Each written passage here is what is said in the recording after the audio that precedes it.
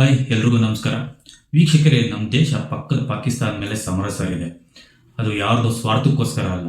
26 ಜನ ಪ್ರಾಣ ಕಳ್ಕೊಂಡ್ರಲ್ಲ, ಅವ್ರಿಗೆ ನ್ಯಾಯ ಒದಗಿಸಬೇಕು ಅಂತ. ಹಾಗೆ ಮತ್ತೆ ಅದೇ ರೀತಿಯಾದಂಥ ಘಟನೆ ಮರುಕಳಿಸಬಾರ್ದು ಅನ್ನೋದಕ್ಕೋಸ್ಕರ. ಇಂಥ ಸಮಯದಲ್ಲಿ ನಾವು ಹೋಗಿ ಏನು ಯುದ್ಧ ಅಂತೂ ಮಾಡೋಕ್ಕಾಗಲ್ಲ. ದೇಶದ ಯಾವುದೇ ಪಕ್ಷ ಆಗಿರ್ಬೋದು ಅಥವಾ ಪ್ರತಿಯೊಬ್ಬ ಪ್ರಜೆ ಆಗಿರ್ಬೋದು, ನಾವು ಯುದ್ಧ ಮಾಡೋಕ್ಕಾಗಿಲ್ಲ ಅಂದ್ರೂ ನಮ್ಮ ಆರ್ಮಿಗೆ ಒಂದು ಮಾರಲ್ ಸಪೋರ್ಟ್ ಅನ್ನೋದನ್ನು ನಾವು ಕೊಡಬೇಕಾಗತ್ತೆ. ಆ ಕೆಲಸ ನಿಜವಾಗ್ಲೂ ಆಯ್ತಾ? ನಮ್ಮ ಆರ್ಮ್ ಫೋರ್ಸಸ್ಗಾಗಲಿ, ನಮ್ಮ ಆಡಳಿತ ಪಕ್ಷಕ್ಕಾಗಲಿ ಎಲ್ಲ ರೀತಿಯಾದಂಥ ಸಪೋರ್ಟ್ ಸಿಗ್ತಾ ಅನ್ನೋದನ್ನ ನಾವಿಲ್ಲಿ ನೋಡಬೇಕಾಗುತ್ತೆ. ಮನುಷ್ಯ ಚೆನ್ನಾಗಿದ್ದಾಗ ಎಲ್ಲರೂ ಅವನ ಜೊತೆ ಇರ್ತಾರೆ.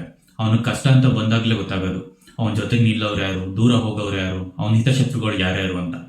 ಇದು ಕೂಡ ಸೇಮ್ ಹಾಗೇನೆ. ನಮ್ಮ ದೇಶ ಶತ್ರುಗಳ ವಿರುದ್ಧ ಸಮರಕ್ಕೆ ನಿಂತಾಗ ನಮ್ಮ ದೇಶದ ಪರವಾಗಿ ಯಾರ್ಯಾರು ನಿಂತರು ಅನ್ನೋದು ಎಲ್ರಿಗೂ ಚೆನ್ನಾಗಿ ಗೊತ್ತಾಗುತ್ತೆ. ನಮ್ಮ ದೇಶದ ಪರವಾಗಿ ನಿಂತವ್ರಿಗಿಂತ ವಿರುದ್ಧವಾಗಿ ನಿಂತವ್ರನ್ನೇ ನಾವು ಜಾಸ್ತಿ ನೋಡಿದ್ವಿ. ಇವಾಗ ಅಂಥವ್ರದ್ದೊಂದು ಶಾರ್ಟ್ ಲಿಸ್ಟ್ ಇದೆ, ಬನ್ನಿ ನೋಡ್ಕೊಂಡು ಬಂದ್ಬಿಡೋಣ ಯಾರ್ಯಾರು ಅವರು ಅಂತ. ಆಪರೇಷನ್ ಸಿಂಧೂರ್ನ ಅನೌನ್ಸ್ ಮಾಡಿ ಪಾಕಿಸ್ತಾನ ಮೇಲೆ ಏರ್ ಸ್ಟ್ರೈಕ್ ಮಾಡಿದ್ದ ತಡ ಕಾಂಗ್ರೆಸ್ ಟ್ವಿಟ್ಟರ್ ಹ್ಯಾಂಡಲ್ನಿಂದ ಒಂದು ದೊಡ್ಡದಾಗಿ ಪೋಸ್ಟ್ ರಿಲೀಸ್ ಮಾಡಿಬಿಟ್ರು. ಗಾಂಧಿದೊಂದು ದೊಡ್ಡ ಫೋಟೋ ಹಾಕಿ ಅದರಲ್ಲೊಂದು ಬರವಣಿಗೆ, ಮನುಕುಲದ ಅತ್ಯಂತ ಶಕ್ತಿಯುತ ಅಸ್ತ್ರ ಎಂದ್ರೆ ಅದು ಶಾಂತಿ ಅಂತ. ಸತ್ತವರೆಲ್ಲರೂ ಬೇರೆಯವ್ರ ಮನೆಯವರಲ್ಲ, ಇವರು ಮನೆಯವರು ಯಾರು ಸತ್ತಿದ್ರೆ ಗೊತ್ತಾಗೋದು ಶಾಂತಿ ಯಾವುದು ಅಶಾಂತಿ ಯಾವುದು ಅಂತ. ಜನ ಕ್ಯಾಕ್ರಿ ಸುಗಿಯಕ್ಕೆ ಸ್ಟಾರ್ಟ್ ಮಾಡಿದ ತಕ್ಷಣ ಆ ಪೋಸ್ಟ್ ನ ಡಿಲೀಟ್ ಮಾಡಿದ್ರು. ಇನ್ನು ಈ ಡ್ಯಾಮೇಜ್ ನೆಲ್ಲ ಕಂಟ್ರೋಲ್ ಮಾಡೋದಕ್ಕೆ ಹಣೆಗೆ ಬೊಟ್ಟಿಡಕ್ ಬಂದ್ರೆ ಪೂಜಾರಿನ ಗದರಿಸಿದ ಸಿದ್ದರಾಮಯ್ಯ ಮುತ್ತೈದೆ ತರ ಊರಾಗ್ಲ ಹಣೆ ಕುಂಕುಮ ಇಟ್ಕೊಂಡ್ ಬಂದು ಪ್ರೆಸ್ ಕಾನ್ಫರೆನ್ಸ್ ಮಾಡಿದ್ದು.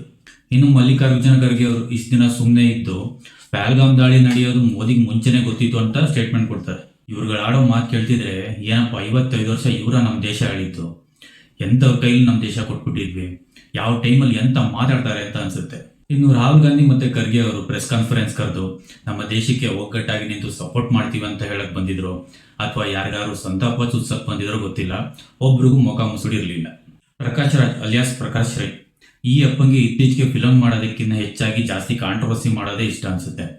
ಪಾಕಿಸ್ತಾನ ಆಕ್ಟರ್ಸ್ನ ಮತ್ತೆ ಅವ್ರ ಫಿಲಮ್ಗಳನ್ನ ಇಂಡಿಯಾದಲ್ಲಿ ಬ್ಯಾನ್ ಮಾಡಿದ್ರೆ ಅದೇನು ಬಾಂಬ್ ಫಿಲಮ್ ಬ್ಯಾನ್ ಮಾಡಕ್ಕೆ ಅಂತ ಹೇಳ್ತಾನೆ. ಇನ್ನು ನಮ್ಮಲ್ಲಿ ಪಾಕಿಸ್ತಾನ ಪ್ರೇಮಿಗಳಿಗೆ ಏನು ಕಮ್ಮಿ ಇಲ್ಲ, ಗಲ್ಲಿಗೆ ಒಬ್ರು ಸಿಗ್ತಾರೆ. ವಿಜಯಪುರದಲ್ಲಿ ಒಂದು ಹುಡುಗಿ ಬರ್ಕೋತಾಳೆ, ನನ್ನ ಪಾಕಿಸ್ತಾನಿ ಸ್ನೇಹಿತರೆ ಯಾರು ಗಡಿ ಹತ್ರ ಬರಬೇಡಿ, ಗಡಿ ರೇಖೆಯಿಂದ ಎಲ್ಲರೂ 200 ಕಿಲೋಮೀಟರ್ ದೂರ ಇರಿ, ಅಲ್ಲಾಹು ಭಾರತದಿಂದ ನಮ್ಮೆಲ್ಲರನ್ನು ಕಾಪಾಡಲಿ ಅಂತ. ಇನ್ನು ಉಡುಪಿಯ ಕಾರ್ಕಳದಲ್ಲಿ ಒಬ್ಳು ಮುಸ್ಲಿಂ ಇಂಜಿನಿಯರಿಂಗ್ ಸ್ಟೂಡೆಂಟು, ಇದು ಹಿಂದೂಸ್ತಾನ್ ಅಲ್ಲ ಮುಸ್ಲಿಮ್ಸ್ತಾನ್ ಬೋಲೋ, ಹಿಂದೂಸ್ತಾನ್ ಡ್ಯಾಶ್ ಅಂತ ಹಾಸ್ಟೆಲ್ ಗೋಡೆ ಮೇಲೆ ಕೆಟ್ಟದಾಗಿ ಬರೆದಿರ್ತಾಳೆ. ಈ ಹುಡುಗಿರು ಕರ್ನಲ್ ಸೋಫಿಯಾ ಕುರೇಶಿನೋ ಅಥವಾ ವಿಂಗ್ ಕಮಾಂಡರ್ ವಿಮಿಕಾ ಸಿಂಗೋ ಹಾಗೆ ಅಂತ ಹೇಳಿದ್ರೆ ಪಾಕಿಸ್ತಾನ ಪ್ರೇಮಿಗಳಾಗ ಹೊರಟಿದ್ದಾರೆ. ಇನ್ನು ನಮ್ಮ ಮಂಡ್ಯ ಜಿಲ್ಲೆ ಮಳವಳ್ಳಿ ತಾಲೂಕಿನಲ್ಲಿ ಒಬ್ಬ ಪಾಕಿಸ್ತಾನ ಪ್ರೇಮಿ ಇಮ್ರಾನ್ ಖಾನ್, ಮಾಜಿ ಪ್ರಧಾನಿ ಇಮ್ರಾನ್ ಖಾನ್ ಕಾಲಿಗೆ ನಮ್ಮ ಮೋದಿ ಶೂ ಹಾಕೋ ರೀತಿ ಅವಹೇಳನಕಾರಿಯಾಗಿ ಪೋಸ್ಟ್ ಹಾಕಿದ್ದಾನೆ. ಅವನ ಮೇಲೆ FIR ಕೂಡ ದಾಖಲಾಗಿದೆ. ಇವಾಗ ಅವನು ಒದ್ದು ಲಾಕಪ್ ಹಾಕಿದ್ದಾರೆ.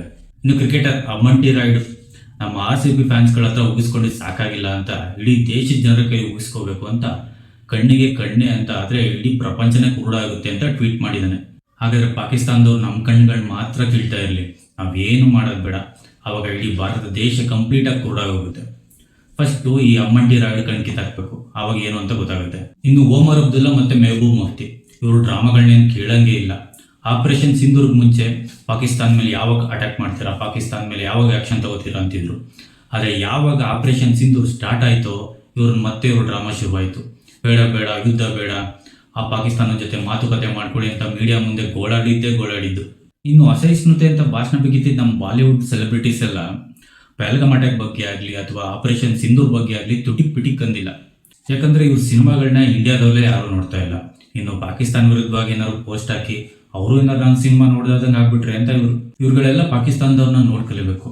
ಬಾಲಿವುಡ್ ಅವರೆಲ್ಲ ಐ ಲವ್ ಪಾಕಿಸ್ತಾನ ಅಂತಂದ್ರೆ ಪಾಕಿಸ್ತಾನದ ಆಕ್ಟರ್ಗಳೆಲ್ಲ ಇಂಡಿಯನ್ಗಳು ಹೇಡಿಗಳು ಅಂತ ಕರೀತಾರೆ. ಮೀಡಿಯಾದವರು ಪವನ್ ಕಲ್ಯಾಣ್ ಅವ್ರಿಗೆ ಒಂದು ಕ್ವಶನ್ ಕೇಳ್ತಾರೆ, ಸಿನಿಮಾ ನಟರುಗಳು ಯಾಕೆ ಇದ್ರ ಬಗ್ಗೆ ಯಾರು ಪ್ರತಿಕ್ರಿಯೆ ಕೊಡ್ತಾ ಇಲ್ಲ ಅಂತ. ಸಿನಿಮಾ ನಟರು ಪ್ರತಿಕ್ರಿಯೆ ತಗೊಂಡು ಏನ್ ಮಾಡಬೇಕು, ಅವ್ರೇನ್ ದೇಶ ನಡೆಸ್ತಿದ್ದಾರೆ ಅಂತ ಪವನ್ ಕಲ್ಯಾಣ್ ಅವ್ರು ಹೇಳ್ತಾರೆ. ಈ ಮಾತು ಅಕ್ಷರಶಃ ನಿಜ. ಪಾಕಿಸ್ತಾನ ಮೀಡಿಯಾಗಳು ಇದನ್ನೆಲ್ಲ ಅಬ್ಸರ್ವ್ ಮಾಡ್ತಾ ಇರ್ತಾರೆ. ಭಾರತ ದೇಶದಲ್ಲಿ ಅವ್ರಿಗಿನ್ನ ಪಾಕಿಸ್ತಾನಕ್ಕೆ ಜಾಸ್ತಿ ಸಪೋರ್ಟ್ ಮಾಡೋರು ಇದ್ದಾರೆ ಅಂತ ಒಳ್ಳೊಳಗೆ ಖುಷಿ ಪಡ್ತಾ ಇರ್ತಾರೆ. ಉಗ್ರಂ ಫಿಲಂನಲ್ಲಿ ಒಂದು ಪವರ್ಫುಲ್ ಡೈಲಾಗ್ ಇದೆ, ವಿಷ್ಣುವಿನ ತಾಳ್ಮೆ ಇರಲಿ ಆದರೆ ನರಸಿಂಹನ ಕೋಪ ಯಾವತ್ತೂ ಮರಿಬೇಡ ಅಂತ. ಇಷ್ಟು ದಿನ ಪಾಕಿಸ್ತಾನದ ಮೇಲೆ ಇಂಡಿಯಾ ವಿಷ್ಣುವಿನ ತಾಳ್ಮೆನೆ ಪ್ರದರ್ಶಿಸ್ತಾ ಬರ್ತಾ ಇತ್ತು. ಇಷ್ಟು ವರ್ಷಗಳಲ್ಲಿ ಪಾಕಿಸ್ತಾನ ಏನಾದ್ರು ಇಂಡಿಯಾ ಮೇಲೆ ಅಟ್ಯಾಕ್ ಮಾಡಿದ್ರೆ ಈ ಕಡೆಯಿಂದ ಒಂದು ಕೌಂಟರ್ ಅಟ್ಯಾಕ್ ಮಾಡೋದು ಸುಮ್ಮನಾಗೋದು, ಮತ್ತೆ ಅವರೊಂದು ಅಟ್ಯಾಕ್ ಮಾಡೋದು ಸುಮ್ಮನಾಗೋದು, ಈ ಕಡೆಯಿಂದ ಒಂದು ಕೌಂಟರ್ ಅಟ್ಯಾಕ್, ಇದೇ ರಿಪೀಟ್ ಆಗ್ತಾ ಇತ್ತು ಎಕ್ಸೆಪ್ಟ್ ಇಂದಿರಾ ಗಾಂಧಿ ಪೀರಿಯಡ್ ಬಿಟ್ಟು. ಅದಾದ್ಮೇಲೆ ಟೆರರಿಸ್ಟ್ಗಳು ಮುಂಬೈ ಅಟ್ಯಾಕ್ನಲ್ಲಿ 130 ಜನರು ಬಲಿ ಪಡೆದ್ರು ಕೂಡ ನಾವು ಏನು ಮಾಡೋಕ್ಕಾಗಲಿಲ್ಲ. ಇನ್ನು 2014ರಿಂದ ಈಚೆಗೆ 2016 ಮತ್ತೆ 2019ರಲ್ಲಿ ನಡೆದಂತ ಉರಿ ಅಟ್ಯಾಕ್ ಆಗಿರ್ಬೋದು ಅಥವಾ ಪುಲ್ವಾಮಾ ಅಟ್ಯಾಕ್ ಆಗಿರ್ಬೋದು, ಇದಕ್ಕೆ ಪ್ರತೀಕಾರವಾಗಿ ಭಾರತ ಸರ್ಜಿಕಲ್ ಸ್ಟ್ರೈಕ್ ಮತ್ತೆ ಏರ್ ಸ್ಟ್ರೈಕ್ ನ ಮಾಡಿರುವಂತದ್ದು ಎಲ್ರಿಗೂ ಗೊತ್ತೇ ಇದೆ. ಆಗಲೂ ಕೂಡ ನಮ್ಮ ಇಂಡಿಯನ್ ಆರ್ಮಿ ಪಾಕಿಸ್ತಾನದ ಮೇಲೆ ವಿಷ್ಣುವಿನ ತಾಳ್ಮೆನೆ ತೋರಿಸ್ತಾ ಬಂದಿತ್ತು. ಆದ್ರೆ ಕೆಲವು ಮಾನಗೆಟ್ಟ ಮಹಾನುಭಾವರು ಯಾವ ಸರ್ಜಿಕಲ್ ಸ್ಟ್ರೈಕು ಆಗಿಲ್ಲ, ಏರ್ ಸ್ಟ್ರೈಕು ಆಗಿಲ್ಲ, ಮರಕ್ಕೆ ಗುಂಡೋಡು ಬಂದಿದ್ರೆ ಅಂತ ಅದಕ್ಕೂ ಸಾಕ್ಷಿ ಕೇಳ್ತಾ ಇದ್ರು. ಈಗ ಕಾಲ ಬದಲಾಗಿದೆ. ಪಹಲ್ಗಾಮ್ ದಾಳಿಗೆ ಪ್ರತೀಕಾರವಾಗಿ ನಮ್ಮ ಇಂಡಿಯನ್ ಆರ್ಮಿ ವಿಷ್ಣುವಿನ ತಾಳ್ಮೆ ಪ್ರದರ್ಶನ ಮಾಡಿಲ್ಲ. ನರಸಿಂಹನ ಕೋಪ ಹೇಗಿರುತ್ತೆ ಅನ್ನೋದನ್ನ ಪಾಕಿಸ್ತಾನದವ್ರಿಗೆ ನೋಡ್ಕೊಳಕ್ ಕೊಟ್ಟಿದ್ದಾರೆ. ಇದನ್ನ ಪಾಕಿಸ್ತಾನದವರು ಕೂಡ ಎಕ್ಸ್ಪೆಕ್ಟ್ ಮಾಡಿರಲಿಲ್ಲ ಅನ್ಸುತ್ತೆ. ಈ ಸಲನೂ ಒಂದು ಸರ್ಜಿಕಲ್ ಸ್ಟ್ರೈಕೋ ಒಂದು ಏರ್ ಸ್ಟ್ರೈಕೋ ಮಾಡಿ ಸುಮ್ಮನಾಗ್ಬಿಡ್ತಾರೆ ಅನ್ಕೊಂಡಿದ್ರು ಅನ್ಸುತ್ತೆ. ಪಾಕಿಸ್ತಾನದ 9 ಉಗ್ರ ತಾಣಗಳು ಮತ್ತೆ ಪಾಕಿಸ್ತಾನದ 5 ಏರ್ ಬೇಸ್ಗಳನ್ನ ನಮ್ಮ ಇಂಡಿಯನ್ ಆರ್ಮಿ ಧ್ವಂಸ ಮಾಡಾಕಿದೆ. ಪಾಕಿಸ್ತಾನ ಮೇಲೆ ಮಿಸೈಲ್ ಅಟ್ಯಾಕ್ ಆಗ್ತಿದಂಗೆ ತಡ ಆಗ್ಲೇ ಪಾಕಿಸ್ತಾನ ಭಿಕ್ಷಾ ಪಾತ್ರೆ ಹಿಡ್ಕೊಂಡು ಎಲ್ಲ ಕಡೆ ಓಡಾಡಕ್ ಶುರು ಮಾಡ್ತು. ಹೊಸ ಸಲ ಕೊಟ್ಟಿಲ್ಲ ಅಂದ್ರೆ ಹಳೆ ಸಲ ನಾವು ವಾಪಸ್ ಕೊಡಲ್ಲ ಅಂತ ಎಲ್ಲ ಪಾಕಿಸ್ತಾನ ಧಮಕಿ ಆಗ್ತು ಅನ್ಸುತ್ತೆ. ಅದಕ್ಕೆ IMF ಮತ್ತೆ ಅವ್ರಿಗೆ ಹೊಸದಾಗಿ ಸಾಲ ಕೊಟ್ಟಿದೆ. ಇನ್ನು ಹೀಗೆ ಬಿಟ್ರೆ ಇಂಡಿಯನ್ ಆರ್ಮಿ ನಮ್ಮನ್ನ ಯಾವುದೇ ಕಾರಣಕ್ಕೂ ಉಳಿಸಲ್ಲ ಅಂತ ಪಾಕಿಸ್ತಾನ ಅವರ ಅಬ್ಬುಜಾನ್ ಅಮೆರಿಕಾಗೆ ಹೋಗಿ ಅವ್ರ ಕಾಲಿಡ್ಕೊಂಡು ಅವ್ರನ್ನ ಮಧ್ಯಸ್ಥಿಕೆ ವಹಿಸುವ ಹಾಗೆ ಮಾಡಿ ಇವಾಗ ಕದನ ವಿರಾಮ ಘೋಷಣೆ ಮಾಡುವಾಗ ಆಗಿದೆ. ಇನ್ನು ಕದನ ವಿರಾಮನ ನಾವು ಅನೌನ್ಸ್ ಮಾಡಕ್ ಮುಂಚೆನೆ ಆ ಕ್ರೆಡಿಟ್ ಅಲ್ಲಿ ಬೇರೆಯವ್ರು ಓಟಾಗುತ್ತೋ ಅಂತ Donald Trump seize fire information ತನ್ನ ಟ್ವಿಟರ್ ಖಾತೆಯಲ್ಲಿ ತಾನೇ ಬರ್ಕೊಂಡಿದ್ದಾನೆ ಜೋಕರ್ ತರ. ಆದ್ರೆ ನಮ್ಮ ಇಂಡಿಯನ್ ಆರ್ಮಿ ಇದನ್ನ ಇಷ್ಟಕ್ಕೆ ಬಿಟ್ಟಿಲ್ಲ. ಆಪರೇಷನ್ ಸಿಂಧೂರ ಇನ್ನೂ ಜೀವಂತವಾಗಿದೆ ಅಂತ ಹೇಳಿದ್ದಾರೆ. ಹಾಗೆ ಮತ್ತೆ ಮುಂದಿನ ದಿನಗಳಲ್ಲಿ ಇನ್ ಯಾವುದೇ ರೀತಿಯಾದಂತಹ ಟೆರರಿಸ್ಟ್ ಅಟ್ಯಾಕ್ ಆದ್ರೂ ಕೂಡ ಅದನ್ನ ಆಕ್ಟ್ ಆಫ್ ವಾರ್ ಅಂತ ಕನ್ಸಿಡರ್ ಮಾಡ್ತೀವಿ ಅಂತ ಕೂಡ ಹೇಳಿದ್ದಾರೆ. ಈ ಆಪರೇಷನ್ ಸಿಂಧೂರ್ನಲ್ಲಿ ಜೀವ ಕಳ್ಕೊಂಡಂತ ಯೋಧರ ಆತ್ಮಕ್ಕೆ ಶಾಂತಿ ಸಿಗ್ಲಿ. ಹಾಗೆ ಗಡಿಯಲ್ಲಿ ಹೋರಾಡ್ತಿರುವಂತ ನಮ್ಮ ಇಂಡಿಯನ್ ಆರ್ಮಿಗೆ ನನ್ನ ಕಡೆಯಿಂದ ಧನ್ಯವಾದನ ತಿಳಿಸ್ತೀನಿ. ವಿಡಿಯೋ ಇಷ್ಟ ಆಗಿದ್ರೆ ಎಲ್ಲರೂ ಚಾನಲ್ಗೆ ಸಬ್ಸ್ಕ್ರೈಬ್ ಮಾಡಿ, ಎಲ್ಲರಿಗೂ ಶೇರ್ ಮಾಡಿ, ಸಪೋರ್ಟ್ ಮಾಡಿ. ಮತ್ತೆ ಮುಂದಿನ ವಿಡಿಯೋದಲ್ಲಿ ಸಿಗೋಣ.